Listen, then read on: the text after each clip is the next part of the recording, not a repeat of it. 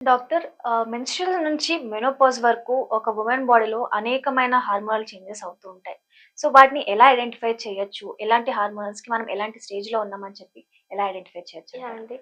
నార్మల్‌గా హార్మోన్స్ అనేటివి ఫిమేల్స్‌లో చాలా ఇంపార్టెంట్ ప్లే చేస్తాయి. ఫిమేల్ బాడీ స్ట్రక్చర్ మెయింటైన్ చేయడంలో కానివ్వండి, బాడీ హెల్తీగా మెయింటైన్ మెటబాలిజం ఇవన్నీ కూడా హార్మోన్స్ పైనే కంట్రోల్ అవుతూ ఉంటాయి. ఇది ఒక్కొక్క స్టేజ్‌లో డిఫరెంట్‌గా వారీ అవుతూ ఉంటుంది. సపోజ్ మెనార్కీ అంటే ఫస్ట్ మెన్స్ట్రుయేషన్ అంటాం మెనార్కీ హ్మ్. అంటే. ఇది నార్మల్‌గా 13-14 ఇయర్స్ స్టార్ట్ అవుతుంది. But okay. ఎర్లీ ఉన్న లైఫ్ స్టైల్ ఫ్యాక్టర్స్ వల్ల ఏమవుతుంది 10 ఇయర్స్‌కి, 9 ఇయర్స్‌కి హ్మ్. స్టార్ట్ అయిపోతుంది. ఇలా స్టార్ట్ అయిన వాళ్ళు ఎలా అవుతుందంటే ఎర్లీగా స్టార్ట్ అయిన వాళ్ళు హార్మోన్స్ అనేటివి ఇమ్మెచ్యూర్‌గా ఉంటాయి. ఓకే. అంటే అప్పుడు యాక్టివేషన్ జరగదు. ప్రాపర్‌గా ఫంక్షనింగ్ జరగదు హార్మోన్స్ అనేటివి. జస్ట్ రిలీజ్ అయ్యి మాత్రమే ఉంటాయి. ఇలాంటి వాటిలో ఏమవుతుంది మెనార్కీ స్టార్ట్ అవుతుంది. వాళ్ళకి సరిగ్గా పీరియడ్స్ సరిగ్గా రావు. డిలే అవుతూ ఉంటుంది. హ్మ్. ఇంకా వాళ్ళ పేరెంట్స్ అందరూ టెన్షన్ పడుతూ ఉంటారు. ఓకే. ఎందుకిలా హ్మ్. అవుతుంది? ఇలా డిలే అవుతుంది. ఏమైనా ట్రీట్మెంట్ తీసుకోవాలా అని చెప్పేసి. అవును. నార్మల్‌గానే ఫస్ట్ మెనార్కీ తర్వాత మెనార్కీ హ్మ్. తర్వాత వాళ్ళకి కొంచెం టైం వరకు వాళ్ళకి పీరియడ్స్ ఇర్రెగ్యులర్‌గానే కనిపిస్తూ ఉంటాయి. ఓకే. ఈ టైంలో ట్రీట్మెంట్ ఏమి అవసరం లేదు హ్మ్. వాళ్ళకి. ఇలా కొంతమంది ఇలా టైంలో హార్మోన్ టాబ్లెట్స్ యూజ్ చేయడం వల్ల వాళ్ళకి ఫర్దర్‌గా చాలా కాంప్లికేషన్స్ ఫార్మ్ అవుతూ ఉంటాయి. ప్రెగ్నెన్సీ టైంలో కానివ్వండి ఇలా.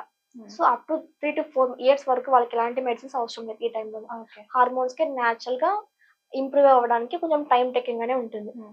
వన్స్ ఇలా 3-4 ఇయర్స్ తర్వాత వాళ్ళకి ఇలానే సేమ్ ఇర్రెగ్యులర్ పీరియడ్స్ అవుతూ వెయిట్ గెయినింగ్ అవుతున్నారంటే ఓకే. థైరాయిడ్ లెవెల్స్ చెక్ చేసుకుంటూ ఉండాలి. ఓకే. ఇది హైపో గాని, హైపర్ గాని ఉన్నప్పుడు వాళ్ళకి డిఫరెన్స్ వారీ అవుతూ ఉంటుంది. హ్మ్. ఇన్ కేస్ హైపోథైరాయిడిజం అనుకోండి అంటే థైరాయిడ్ లెవెల్స్ తక్కువగా సెక్రీట్ అవుతున్నాయని చెప్పేసి. హ్మ్. ఇలాంటి వాళ్ళలో ఎలా ఉంటది? పీరియడ్స్ ఇర్రెగ్యులర్‌గా ఉంటాయి. ఓకే. సైకిల్స్ వారీ లేట్‌గా డిలేడ్ హ్మ్. సైకిల్స్‌గా ఉంటాయి. 3 మంత్స్‌కి, 2 మంత్స్‌కి ఇలా డిఫరెన్స్ ఉంటుంది. దాంతో పాటు హెవీగా బ్లీడింగ్ అవుతుంది. ఇలా సైకిల్స్ లేట్ అవుతున్న వాళ్ళు సడెన్‌గా పీరియడ్స్ వచ్చినప్పుడు వాళ్ళకి హెవీగా బ్లీడింగ్ అవ్వడం. నార్మల్‌గా 5-7 డేస్ నార్మల్ పీరియడ్స్‌కి కన్సిడర్ హ్మ్. చేస్తాం.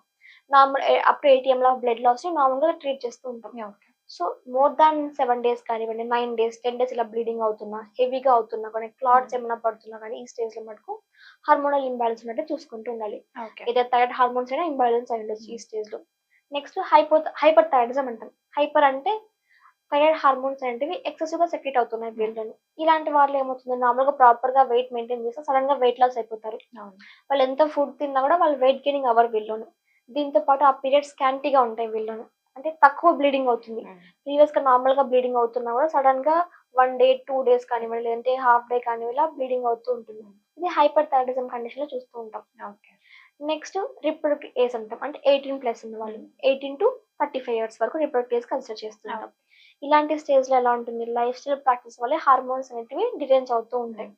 అంటే ప్రాపర్‌గా ఫుడ్ తీసుకోకపోవడం గానివ్వండి, ఎక్కువ కార్బోహైడ్రేట్స్ కన్జ్యూమ్ చేస్తుండడం కానీ, సరిగ్గా నిద్రపోకపోవడం, ఎక్సర్‌సైజ్ లేకపోవడం వల్ల దీనివల్ల వాళ్ళకేమవుతుందంటే నార్మల్‌గా ఫీమేల్ హార్మోన్స్ అయిన ఈస్ట్రోజన్ ప్రొజెస్టెరాన్‌లో ఇంబాలెన్స్ స్టార్ట్ అవుతుంది. ఓకే. దాంతో పాటు కొత్తగా ఇన్సులిన్ రెసిస్టెన్స్ డెవలప్ అవుతుంది. హ్మ్. ఈ ఇన్సులిన్ రెసిస్టెన్స్ మెయిన్‌గా ఈ రిప్రొడక్టివ్ ఏజ్‌లో చూస్తుంటాం.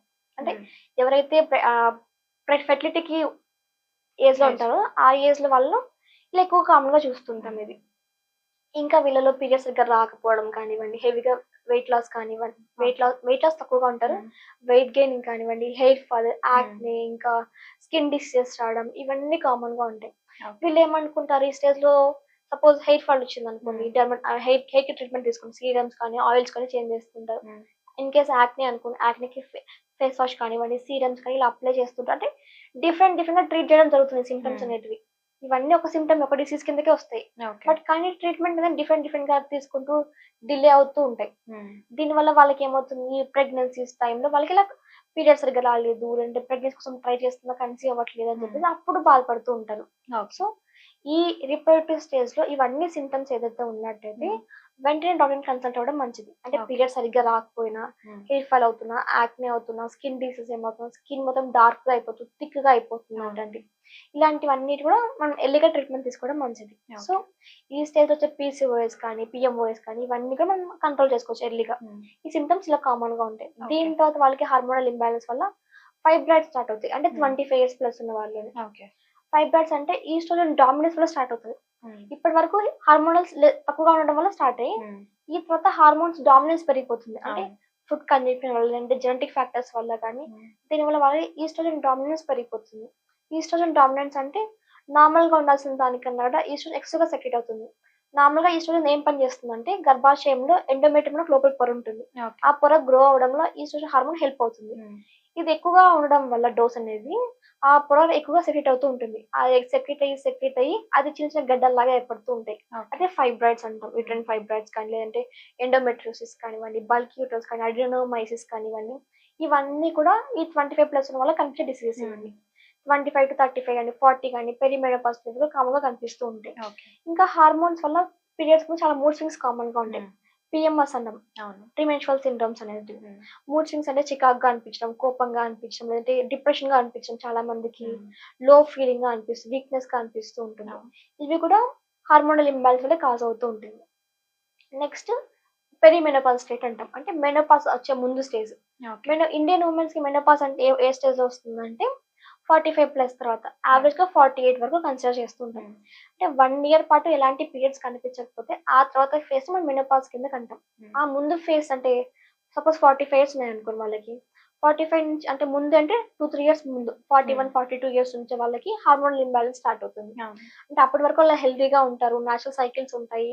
ఎలాంటి ప్రాబ్లమ్ ఏది కనిపించదు. బట్ ఈ స్టేజ్‌లోనే వాళ్ళకి మూడ్ స్వింగ్స్ డెవలప్ అవ్వడం, చికాకు కానీ, కోపం రావడం కానివ్వండి, లేదంటే బరువు పెరగడం కానీ, లేదంటే హెవీగా బ్లీడింగ్ అవ్వడం, క్లాట్స్ పడడం ఇవన్నీ కూడా కనిపిస్తూ ఉంటాయి. అది పెరిమెనోపాజ్ సిండ్రోమ్‌లో కనిపిస్తూ ఉంటాం. ఓకే. ఇది కూడా హార్మోనల్ ఇంబాలెన్స్ వల్లనే వాళ్ళకి ఎక్కువగా ఉంటుంది. ఓకే. సో, ఇప్పుడు మనం జనరల్‌గా ఏదో ఒక మెడిసిన్స్ తీసుకుంటూ ఉంటాం. ఒక్కొక్క బీపీ కానీ, డయాబెటిస్ కానీ, ఇలా రకరకాలుగా మెడిసిన్స్ తీసుకున్నప్పుడు వాటి ఎఫెక్ట్స్ గూడా ఈ హార్మోన్స్ మీద పడుతూ ఉంటదా? డెఫినెట్లీ అండి. తప్పకుండా పడుతుంది. నార్మల్‌గా సైడ్ ఎఫెక్ట్స్ వల్ల కూడా హార్మోన్స్ ఏంటి ఇంబాలెన్స్ అవుతుంటాయి. మనం హ్మ్. ప్రతి ఒక్కరు ఏం చేస్తుంటాం స్టెరాయిడ్స్ కానివ్వండి, నార్మల్ హిస్టమిన్ టాబ్లెట్స్ కానివ్వండి, యాంటీ ఇన్‌ఫ్లమేటరీ డ్రగ్స్ కానీ యూజ్ చేస్తూ ఉంటాం. అవును. ఇలా కంటిన్యూ‌గా లాంగ్ టర్మ్‌గా యూజ్ చేయడం వల్ల వాళ్ళకి ఏమవుతుందంటే బాడీ ఇమ్యూనిటీ తగ్గిపోతుంది. ఓకే. దాని ద్వారా ఇన్ఫెక్షన్స్ ఎక్కువవ్వడం, ఇంకా హార్మోనల్ డిరేంజ్‌మెంట్ అవ్వడం కామన్‌గా ఉంటుంది దాంతో. ఇంకా కామన్‌గా చెప్పాలంటే రిప్రొడక్టివ్ కేస్‌లో చాలా మంది ఓసీ పిల్స్ యూజ్ చేస్తుంటారు. అంటే ఓకే. కాంట్రాసెప్టివ్ పిల్స్ అనుకోండి. ఇది రెగ్యులర్‌గా 25+ తర్వాత స్టార్ట్ చేస్తుంటారు వాళ్ళు. అంటే ఎవ్రీడే పిల్స్ కానీ, మంత్లీ పిల్స్ కానీ, వీక్లీ పిల్స్ కానీ ఇలా యూజ్ చేస్తుంటారు. హ్మ్. ఇలా డైలీ హార్మోన్ టాబ్లెట్స్ తీసుకోవడం వల్ల వాళ్ళకి ప్రెగ్నెన్సీ స్టాప్ అవుతుంది.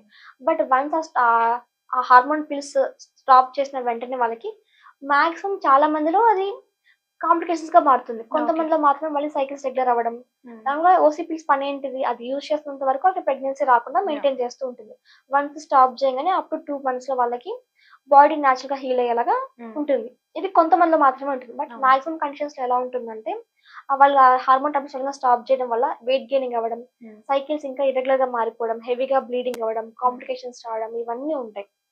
సో, ఇప్పుడు చాలా మంది హార్మోన్స్, స్ట్రెస్ ఇవన్నీ కంట్రోల్ చేయడానికి గూడా కొంతమంది ఈ ఫుడ్ తింటే మంచిది, ఈ ఫుడ్ తినకూడదు అని అంటూ ఉంటారు. సో, అలా పర్టిక్యులర్‌గా ఏ ఫుడ్స్ తీసుకుంటే మంచిదంటారు? మెయిన్‌గా హార్మోనల్ రెగ్యులేషన్ కోసం మెయిన్‌గా ఫుడ్స్ అంటే యాంటీ ఇన్‌ఫ్లమేటరీ డ్రగ్స్ అంటాం. టర్మరిక్ కానీ, లెమన్ వాటర్ కానివ్వండి ఇవి ఓకే. మంచివి.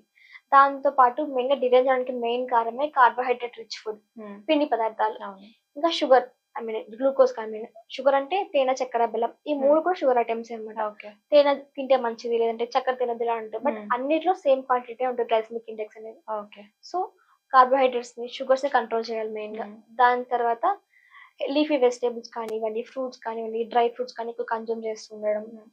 ప్రోటీన్ రిచ్ ఫుడ్ స్పినాచ్ కానివ్వండి, ఎగ్స్ కానివ్వండి, చికెన్, మీట్ ఇలా తీసుకుంటూ ఉండడం మంచిది. హ్మ్.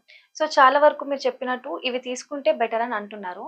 కానీ ఒకసారి హార్మోన్స్ ఇంబాలన్స్ అయిన తర్వాత హార్మోన్సే మనకింకా ఫ్యాటీ గాని, కార్బోహైడ్రేట్స్ కావాలి అని అడుగుతూ ఉంటది మన బాడీ. క్రేవింగ్స్ ఉంటాయి. యాహ్! ఆ క్రేవింగ్స్‌ని ఎలా కంట్రోల్ చేయొచ్చంటారు? అండి. నార్మల్‌గా ఈ పీసీఓఎస్ ఉన్న వాళ్ళు షుగర్ క్రేవింగ్స్ ఎక్కువగా ఉంటాయి వాళ్ళకి. ఇన్‌స్టంట్‌గా షుగర్ కావాలి అని చెప్పేసి అంటారు. బట్ ఆ క్రేవింగ్స్ మనం తగ్గించుకోవాలి. ఇన్ కేస్ ఎంత క్రేవింగ్స్ ఉన్నా మనం తీసుకోకూడదు ఆ ఫుడ్‌ని. అలా ఉండాలి. హ్మ్. ఇంకా ఈ స్వీట్స్ కానివ్వండి, పిండి పదార్థాలు కానివ్వండి, ఇవన్నీ తగ్గించుకోవడమే మంచిది. Cravings okay. ఉంటాయి వాళ్ళలో. క్రేవింగ్స్ అనేది మన ఎమోషనల్ స్టేట్ ప్రకారం హార్మోన్స్ వల్లనే ఇలా వాళ్ళకి క్రేవింగ్స్ స్టార్ట్ అయ్యి ఎక్కువ కన్జ్యూమ్ చేయాలని అనుకుంటుంటారు. ఇలా ఓకే. కన్జ్యూమ్ చేయడం వాళ్ళకి ఏమవుతుంది హెవీగా ఫ్యాట్ గెయిన్ అవుతూ ఉంటారు. హ్మ్. సో, అందుకనే ఇవి కట్ చేయడం వల్ల ప్రాపర్ ఎక్సర్‌సైజ్ కానీ, లైఫ్ స్టైల్ ప్రాక్టీసెస్ చేయడం వల్ల వెయిట్ లాస్ అవుతారు. ఓకే. కొంచెం వెయిట్ లాస్ అయినా కూడా హార్మోన్స్ అనేవి మళ్ళీ నేచురల్‌గా పనిచేయడం జరుగుతుంది. ఓకే. అందుకనే వెయిట్ లాస్ అవ్వండి అని చెప్తుంటాం. సో, మొత్తానికి ఒక వుమెన్ లైఫ్‌లో హార్మోన్స్ ఎలాంటి ఇంపార్టెన్స్ వహిస్తుందో చాలా క్లియర్‌గా చెప్పారు. Thank you.